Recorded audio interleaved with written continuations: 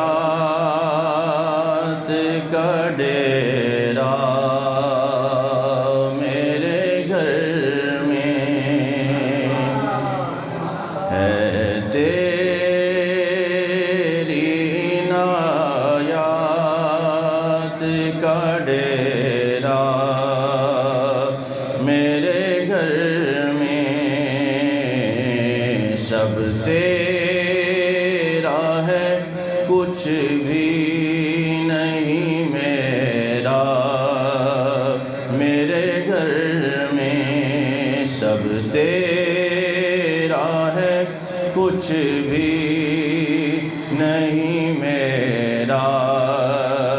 میرے گھر میں دروازے پہ لکھا ہے تیرا اسم گرامی، دروازے پہ لکھا ہے تیرا اسم گرامی، آتا نہیں بھولے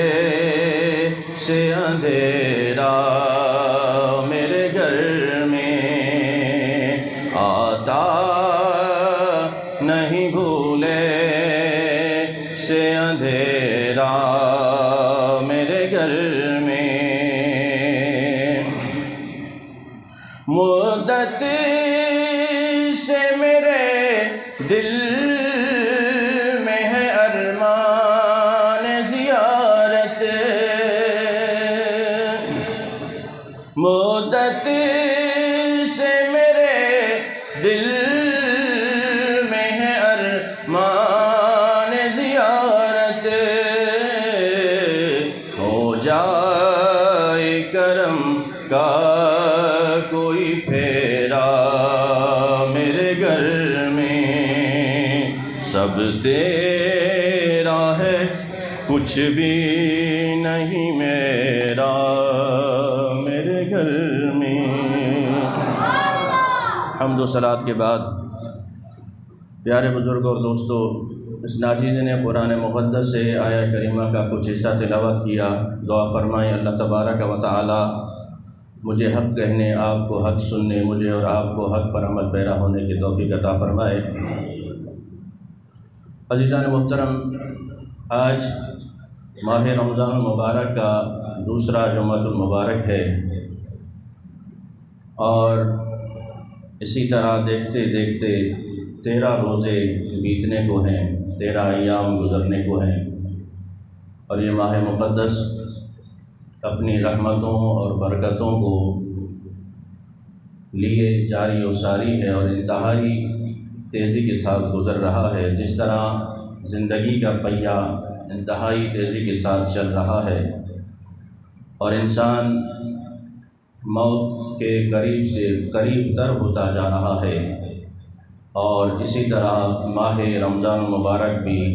تیزی کے ساتھ جاری و ساری ہے۔ اللہ تبارک و تعالی ہمیں اس ماہ مقدس میں خوب عبادت کرنے کی توفیق عطا فرمائے اور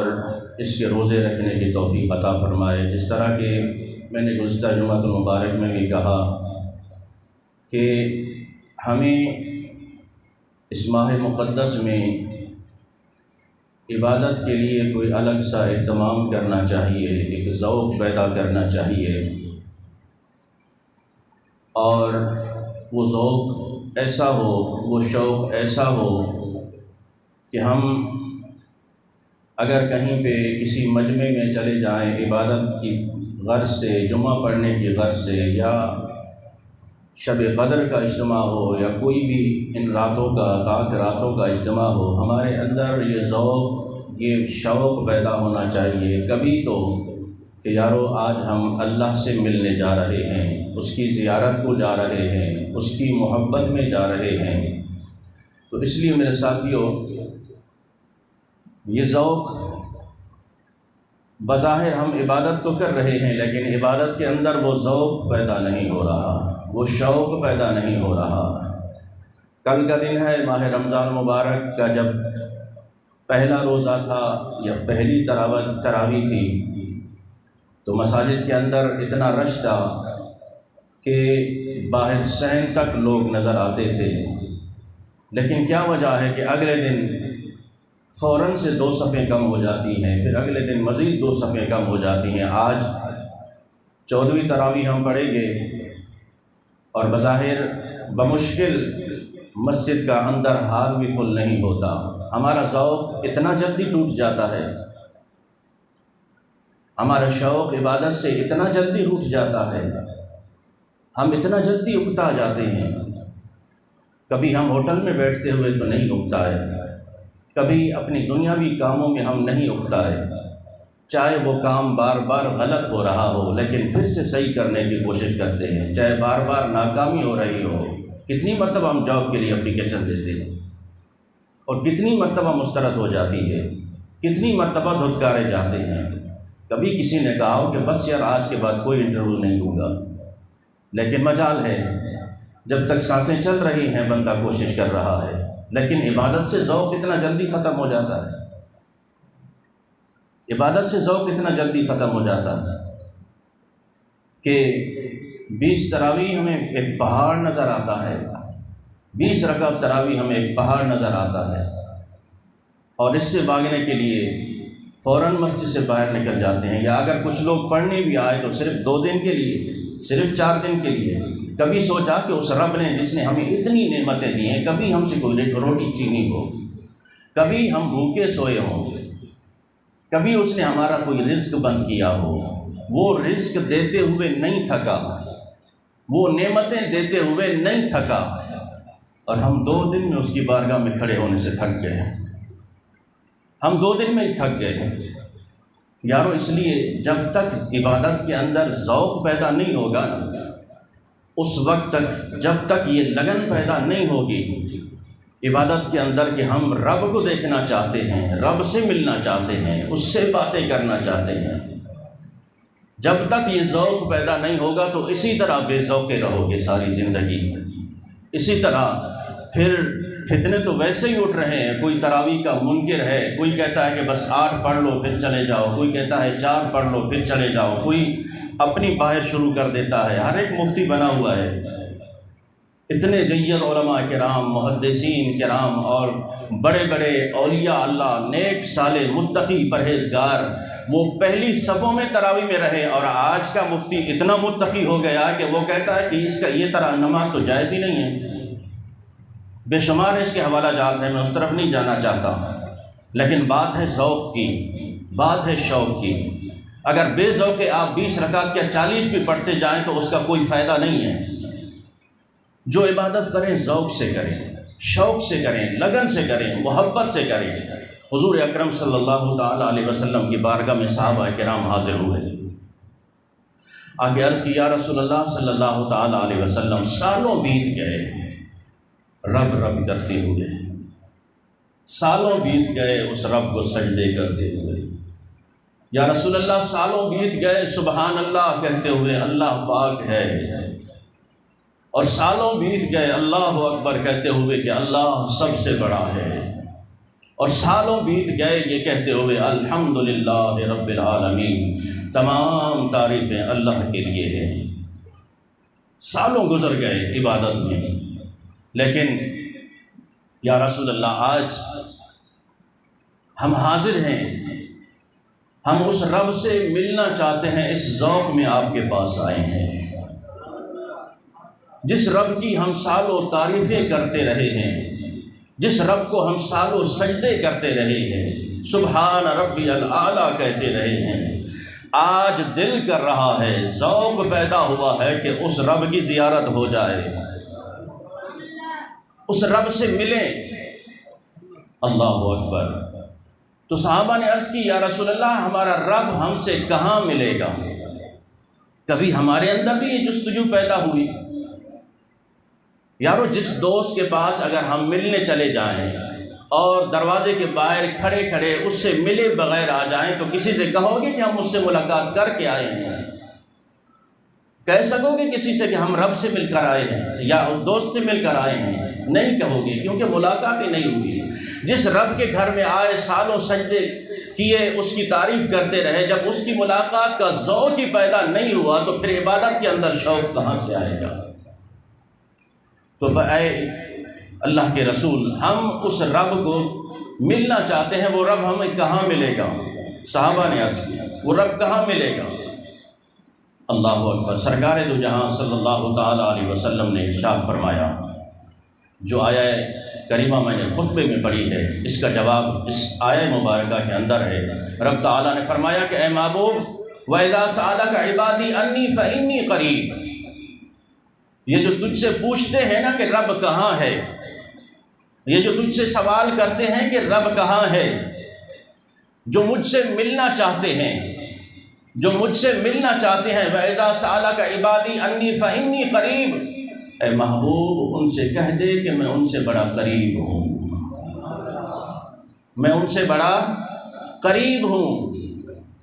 ان سے بڑا نزدیک ہوں، میرا بڑا قرب ہے ان کے ساتھ۔ اس کی دلیل کیا ہے؟ دلیل کیا ہے کہ رب ہمارے قریب ہے؟ اجیب دعوت الداعی اذا دعان، وہ جب بھی مجھے بلاتے ہیں، جب بھی مجھے پکارتے ہیں، جب بھی مجھ سے دعا مانگتے ہیں، میں ان کی دعاؤں کو قبول کرتا ہوں۔ یعنی میں رب ان کے قریب ہوں، میں رب ان کے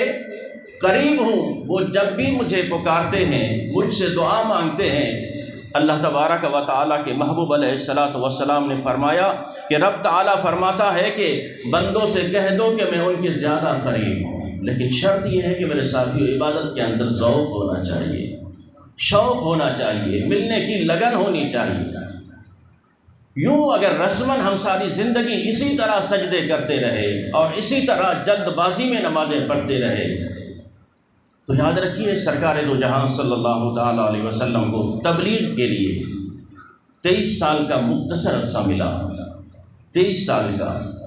اس 23 سال کے ظاہری عرصے میں اللہ کے محبوب علیہ الصلاۃ والسلام نے پوری دنیا میں تبلیغ کرنی ہے،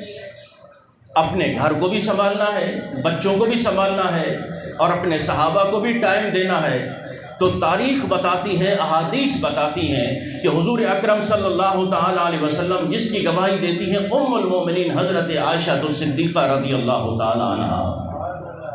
آپ کی زوجہ محترمہ اور صدیق اکبر رضی اللہ تعالیٰ عنہ کی صاحبزادی، اس بات کی گواہی دیتی ہیں کہ حضور صلی اللہ تعالیٰ علیہ وسلم سارا دن تبلیغ کے کاموں میں لگے رہتے، اسلام پھیلانے میں اور اسلام کا پیغام اور اس کی اشاعت میں لگے رہتے، اور اس کے بعد پھر شام کو اپنے صحابہ کرام کو بھی ٹائم دیا کرتے تھے، اپنے غلاموں کے پاس بیٹھا کرتے تھے، ان کی باتیں سنا کرتے تھے۔ یہ حضور صلی اللہ تعالیٰ علیہ وسلم کے معمولات۔ آج ہم کہتے ہیں نا ہمارے پاس ٹائم نہیں ہے، بچوں کو بھی سنبھالنا ہے، ملازمت کو بھی ٹائم دینا ہے، اس کے علاوہ بہت سارے کام ہیں، دوستوں کو بھی ٹائم دینا ہے۔ یارو یہ تمام چیزیں صحابہ کرام کے ساتھ بھی تھیں، بچے ان کے بھی تھے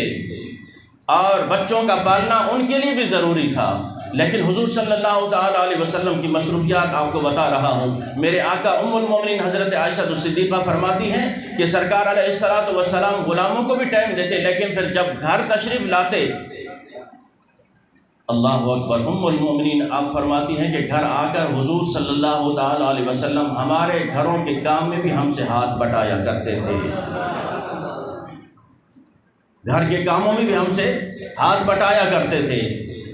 لیکن ام المومنین حضرت عائشہ الصدیقہ رضی اللہ تعالیٰ عنہ فرماتی ہیں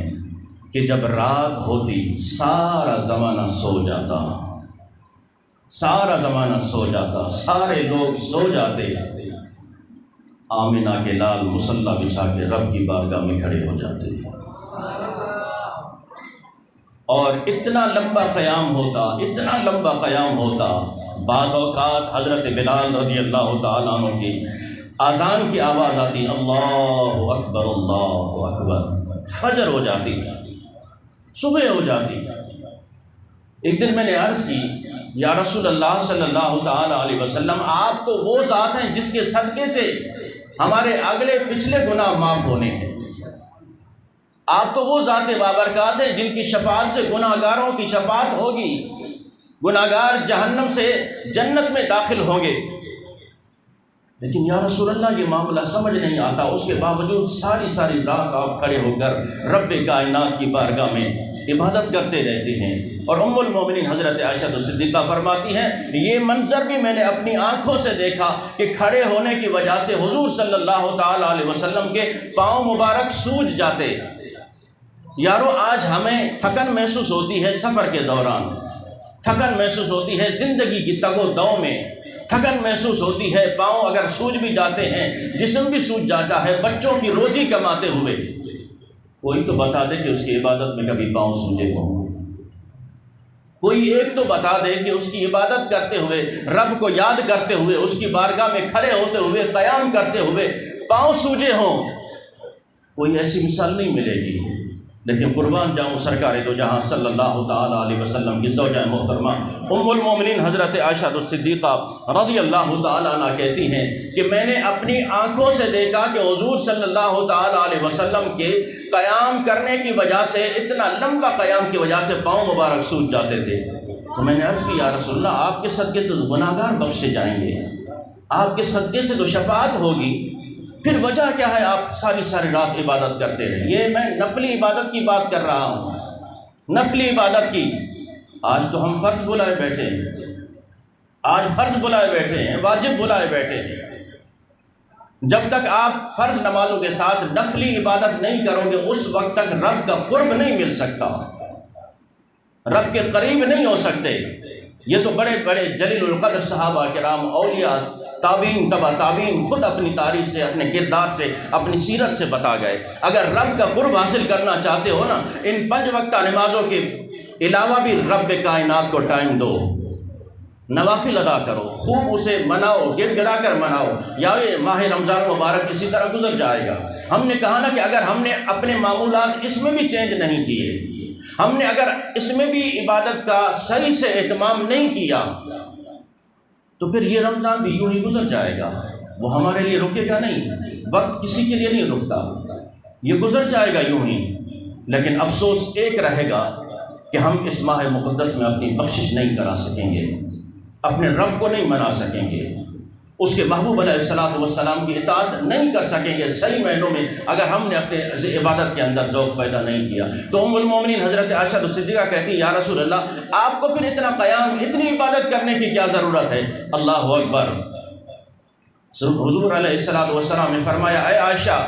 ابھی تو نے میری اتنی تعریف کی ہے نا کہ رب تعالیٰ میرے سبب گناہگاروں کو بخش دے گا، میرے سبب شفاعت ہوگی۔ اتنی نعمتیں جب رب کی مل جائیں، افلا اکون عبدا شکورا، کیا میں رب کائنات کا شکر گزار بندہ نہ بنوں؟ جس نے مجھے اتنی شانیں عطا کی ہو، جس نے مجھے اتنی نعمتیں عطا کی ہوں۔ یارو کبھی اپنے وجود کو دیکھا ہے کہ اپنے جسم کے اندر رب تعالیٰ کی کتنی قیمتی نعمتیں ہیں؟ آنکھ کتنی قیمتی نعمت ہے، کان کتنی قیمتی نعمت ہے، زبان ہے، آنکھیں ہیں، چلنا پھرنا ہے، پاؤں ہیں، ہاتھ ہیں۔ اگر ہے ہمت تو جاؤ ہاسپٹل میں، لوگ تڑپ رہے ہیں، کسی کو اپنی آنکھ دے کر دیکھو، کسی کو اپنا ہاتھ دے کر دیکھو۔ نہیں میرے ساتھیو، یہ ایسی نعمتیں ہیں کہ یہ قیمتاً بھی نہیں ملتی اور نہ کوئی دے سکتا ہے۔ جب رب تعالیٰ کی اتنی نوازشیں ہیں، اتنی نعمتیں ہیں، تو پھر اس کا شکر کب ادا کرنا ہے؟ اس کی عبادت کے اندر ذوق کب پیدا کرنا ہے؟ کتنے ماہ رمضان مبارک آئے گزر گئے، بیت گئے، یہ بھی اسی طرح بیت جائے گا، گزر جائے گا۔ اور ہماری راتیں اگر پھر بھی سوتے ہوئے گزر جائیں، حضرت عبداللہ ابن عمر رضی اللہ تعالیٰ عنہ حضور کے پیارے صحابی حضرت عمر کے صاحبزادے ہیں، اور آپ کے بارے میں حضور نے یہ فرمایا ہے رجل صالح، حضرت عبداللہ ابن عمر انتہائی نیک بندہ ہے، متقی ہیں، پرہیزگار ہیں۔ آپ کی ہمشیرہ ہیں حضرت حفصہ رضی اللہ تعالیٰ عنہ، اور حضرت حفصہ جو ہے حضور کی زوجہ ہیں، بیوی ہیں، زوجہ محترمہ ہیں۔ ایک دن حضرت عبداللہ ابن عمر نے اپنی ہمشیرہ حضرت حفصہ سے کہا کہ بہن میری ایک عرض ہے کہ جب گھر جاؤ نا، حضور صلی اللہ تعالیٰ علیہ وسلم گھر تشریف لائیں اور آپ کا چہرہ حشاش بشاش ہو، غم امت سے آپ اس ٹائم آزاد ہوں، یعنی آپ کے چہرے پر کوئی غم کے آثار نہ ہوں، آپ کی طبیعت میں حشاشی ہو، خوش ہو، خوش طبع ہوں تو اس ٹائم صرف ایک سوال میرے بارے میں حضور سے پوچھنا کہ یا رسول اللہ میرا بھائی عبداللہ ابن عمر کیسا ہے، یا اس کے بارے میں آپ کی کیا خیالات ہیں۔ اللہ اکبر، قربان جاؤں، جس کے بارے میں خود سرکار نے فرما دیا ہو رجل صالح، وہ نیک ہے، متقی ہے، پرہیزگار ہے، لیکن حضرت عبداللہ کہتے ہیں کہ آج جا کے حضور سے پوچھنا، اور تب پوچھنا جب حضور کی طبیعت حشاش بشا ہو، چہرہ خوش ہو۔ اب بہن سے کوئی بھائی سوال کرے اور بہن پورا نہ کرے۔ ہمشیرہ نے کہا پھر میں جب گھر آئی میں نے یہ انتظار نہیں کیا کہ حضور صلی اللہ تعالیٰ علیہ وسلم کا چہرہ انور خوشی سے چمک رہا ہے یا آپ کے چہرے میں حشاشیت ہے،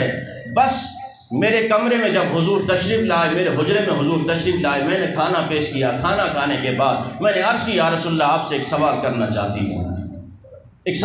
چاہتی ہوں، میرے آقا نے فرمایا پوچھو کیا سوال ہے۔ عرض کی یا رسول اللہ صلی اللہ تعالیٰ علیہ وسلم میرے بھائی حضرت عبداللہ ابن عمر کے بارے میں آپ کا کیا خیال ہے۔ اللہ اکبر، جب حضرت حفصہ کہتی نا میں نے یہ سوال کیا تو حضور صلی اللہ تعالیٰ علیہ وسلم زیر لب مسکرائے۔ جب حضور مسکراتے تھے نا تو پھر غریبوں کے چہرے بھی کھل اٹھتے تھے، غم زدہ بھی کھل اٹھا کرتے تھے، جو پریشان چہرے ہوتے تھے وہ بھی حشاش بشاش ہو جاتے تھے۔ یعنی آپ کی مسکراہٹ ہی بتا رہی تھی کہ حضرت عبداللہ ابن عمر نیک بندہ ہے۔ اعلیٰ حضرت فرماتے ہیں جس کی تسکین سے روتے ہوئے ہنس پڑے، جس کی تسکین سے روتے ہوئے ہنس پڑے، اس تبسم کی عادت پہ لاکھوں سلام مصطفیٰ جان رحمت پہ لاکھوں سلام۔ تو میرے آقا نے مسکرا کے یہ جواب دے دیا، لیکن ساتھ ساتھ حضور صلی اللہ تعالیٰ علیہ وسلم نے یہ بھی ارشاد فرمایا کہ اے حفصہ تیرا بھائی ہے تو اچھا، لیکن عشاء پڑھ کے وہ ساری رات سویا رہتا ہے فجر تک۔ عشاء پڑھ کے ساری رات سویا رہتا ہے۔ حضور نے 10 بجے کی بات نہیں کی، 12 بجے کی بات نہیں کی، 1 بجے کی بات نہیں، عشاء پڑھتے ہی وہ سو جاتا ہے۔ ہم عشاء پڑھ کے اس کے بعد سارا ٹائم ہے موبائل، اور رات کو 1 بج جاتا ہے، 2 بج جاتے ہیں، اور فجر کی اذانیں شروع ہو جاتی ہیں، ہم اس موبائل کے ساتھ لگے رہتے ہیں۔ لیکن میرے آقا نے فرمایا وہ عشاء پڑھتے ہی سو جاتا ہے، فجر میں بھی اٹھتا ہے، لیکن اس دوران وہ اٹھ کر اللہ کو یاد نہیں کرتا، وہ تہجد نہیں پڑھتا۔ تہجد ایک ایسی عبادت ہے یارو، ساری عبادتیں کیجیے، آپ نماز پڑھیں، اللہ تبارک و تعالیٰ اس کا ثواب عطا فرماتا ہے، لیکن جو تہجد پڑھتا ہے رب تعالیٰ اسے دیکھ کے مسکراتا ہے اپنی شان کے مطابق۔ جو تہجد پڑھتا ہے رب تعالیٰ اسے دیکھ کے مسکراتا ہے۔ تو میرے آقا نے فرمایا تیرا بھائی عبداللہ ہے تو اچھا، لیکن عشاء پڑھتے ہی سو جاتا ہے، اور پھر فجر میں اس کی آنکھ کھلتی ہے، اس دوران وہ اٹھ کر تہجد نہیں پڑھتا، اپنے رب کو نہیں یاد کرتا۔ تو میرے ساتھیوں، حضور صلی اللہ تعالیٰ علیہ وسلم کا یہ فرمان بتاتا ہے کہ 5 وقتہ نمازوں کے علاوہ بھی ہم نے رب کو ٹائم دینا ہے، نفلی عبادت کرنی ہے تاکہ رب کا قرب حاصل ہو سکے۔ یہ بچے، یہ زندگی، یہ سارے یہی رہ جائیں گے۔ کبھی آپ نے سوچا کہ آپ جتنی تگ و دو کرتے ہیں یہ ساری دوسروں کے لیے کر رہے ہیں؟ آپ روزی کما رہے ہیں، دوسروں کے لیے کما رہے ہیں، اپنے بچوں کے لیے، دوسروں کے لیے کما رہے ہیں، اپنی ذات کے لیے کیا کیا؟ اپنی ذات کے لیے کیا کیا ہے؟ یہ ساری مصروفیات اگر رکھی ہیں، دوسروں کے لیے رکھی ہیں۔ حضرت ابو الحسن رحمۃ اللہ علیہ تابعی ہیں، آپ کی دوستی تھی صحابی رسول حضرت معاذ بن جبل رضی اللہ تعالیٰ عنہ سے۔ آپ کہتے ہیں میری دوستی تعلق اتنا بڑھ گیا کہ اس تعلق اور دوستی سے میری عبادت میں بھی ذوق پیدا ہوا۔ پھر میں گھنٹوں مسجد میں بیٹھا رہتا، گھنٹوں ذکر اذکار کرتا رہتا، رب کو یاد کرتا رہتا، لیکن عمر کافی بڑھ چکی تھی، مزدوری بھی نہیں ملتی، کافی بچے تھے میرے، اہل و عیال والا تھا۔ جب بھی جاتا مزدور کے لیے لوگ بوڑھا سمجھ کر، بڑا سمجھ کے مسترد کر دیتے تھے کہ یہ کام نہیں کر سکیں گے۔ حضرت ابو الحسن فرماتے ہیں پھر میں رب کی یاد میں لگا رہتا۔ ایک دن میں جب گھر سے نکلنے لگا، بیوی نے کہا کہ دیکھ بچے فاقے سے مر رہے ہیں، بھوک سے مر رہے ہیں، اگر آج کچھ گھر نہ لائے نا، میں ناراض ہو کر میکے چلی جاؤں گی، ناراض ہو کر میکے چلی جاؤں گی اور سنبھال اپنے بچوں کو۔ حضرت ابوالحسن فرماتے ہیں اس دن گیا اور بیٹھا رہا، سارا دن کام نہیں ملا، ظہر کا وقت آیا، ظہر تک مجھے کوئی لینے نہیں آیا، کوئی مزدوری نہیں ملی۔ حضرت ابوالحسن فرماتے ہیں آخر میں نے کہا چلو کوئی کام تو نہیں ملا، رب کی عبادت ہی کر لیتے ہیں۔ نہر فرات کے کنارے میں نے وضو کیا اور ریت پر میں نے مصلی بچھایا۔ حضرت ابوالحسن رحمۃ اللہ علیہ فرماتے ہیں پھر تپتی ریت پر میں نے لمبے سجدے کیے، تپتی ریت پر اپنے رب کو یاد کیا اور اسے پکارتا رہا، گڑ گڑاتا رہا کہ پروردگار میں تو تجھے یاد کرنے والا ہوں، تجھ سے محبت کرنے والا ہوں، آج کئی دن گزر گئے میں آ کے بیٹھتا ہوں، کام نہیں ملتا، لوگ بوڑھا سمجھ کر مجھے کام بھی نہیں دیتے، مجھے طاقتور، مجھے کمزور سمجھ کر میرے قریب بھی نہیں آتے، اے پروردگار لیکن ایک بات ہے کہ میں ہمیشہ تیرا نام لیتا رہوں، تجھے یاد کرتا رہوں، تیری عبادت کرتا رہوں۔ حضرت ابوالحسن فرماتے ہیں عصر تک میں نے رب کو یاد کیا، اس کی عبادت میں مشغول رہا۔ جب دن ڈھلنے لگا میں نے کہا کہ آج کافی دیر جاؤں گا، کیونکہ جب گیا تو بچوں نے تو ضرور پوچھنا ہے کہ کیا لائے ہو، بیوی نے ضرور پوچھنا ہے کیا لائے ہو۔ حضرت ابوالحسن فرماتے ہیں دن ڈھلنے لگا، مغرب کا ٹائم قریب ہونے لگا، مغرب کی نماز ہو جاتی ہے، اس کے بعد میں نے ریت میں اپنے ایک پلو میں کپڑے میں ریت بھر لی کہ خالی ہاتھ کیسے جاؤں، خالی ہاتھ کیسے جاؤں۔ وہ ریت میں نے سر پہ رکھی اور اپنے کاندھے پہ رکھ کے روانہ ہو گیا۔ گھر کی دیواریں چھوٹی چھوٹی تھیں، دور سے ہی نظر آ جائے گا کہ باپ خالی آ رہا ہے، لیکن میں نے وہ ریت سر پہ رکھ لی تاکہ بچے سمجھ لیں کہ کوئی چیز آ رہی ہے، کوئی چیز بابا جان لا رہے ہیں۔ حضرت ابوالحسن فرماتے ہیں میں نے گھر میں داخل ہو کر وہ ریت کونے میں رکھ دی، پتہ تو تھا کہ خود ہی اپنے ہاتھوں سے ریت بھری ہے، وہ ریت کا کونے میں رکھ دی اور پھر بیوی سے کہا کہ کہاں ہو، ذرا قریب آؤ، کیا کر رہی ہو؟ اللہ اکبر۔ حضرت ابوالحسن فرماتے ہیں بیوی فوراً جھٹ سے کھانا لے کر آئی، میں کچھ دے کر بھی نہیں گیا تھا، کچھ بھی نہیں دے کر گیا تھا۔ جب میں نے اپنے سامنے قسم قسم کے کھانے دیکھے، انواع اقسام کے کھانے دیکھے، میں نے کہا کہ یہ کہاں سے آئے؟ کہا کہ پتہ نہیں آج کس کریم کی مزدوری کرنے گئے تھے، کس کریم کی مزدوری کرنے گئے تھے، جس کریم کی مزدوری کرنے گئے تھے اسی کریم نے بھجوائے ہیں، اور ساتھ میں یہ آنے والا پیغام بھی دے کر گیا ہے کہ اسے کہنا کہ میری عبادت کرتا رہے، مجھے یاد کرتا رہے، انفاقوں کی وجہ سے مجھے یاد کرنا نہ چھوڑ دینا، میری عبادت نہ چھوڑ دینا۔ یارو آج ہمیں ٹائم نہیں ہے نا بچوں کی وجہ سے، آج ٹائم نہیں ہے ملازمت کی وجہ سے، آج عبادت کا ٹائم نہیں ہے، مسجد میں آنے کا ٹائم نہیں ہے، قرآن کی تلاوت کا ٹائم نہیں ہے۔ ہم یاروں دوستوں کو ٹائم دینے کے لیے تیار ہیں، ہر چیز کے لیے وقت مقرر کیا ہے، ہر چیز کے لیے ٹائم مقرر کیا ہے، لیکن عبادت کا ٹائم آتا ہے تو بھاگ بھاگ کے 2 فرض پڑھے اور بھاگے مسجد سے، بھاگ بھاگ کے آئے اور مختصر اللہ کو ٹائم دیا، رب کے گھر میں آئے۔ یہ عبادت کا مہینہ ہے، خوب عبادت کیجیے۔ یہ دن پھر دوبارہ نصیب ہوتے ہیں کہ نہیں ہوتے؟ ان دنوں کو غنیمت جانتے ہوئے اپنے رب کو یاد کیجئے۔ جب رب کو یاد کرو گے وہی مشکلات آسان فرمائے گا،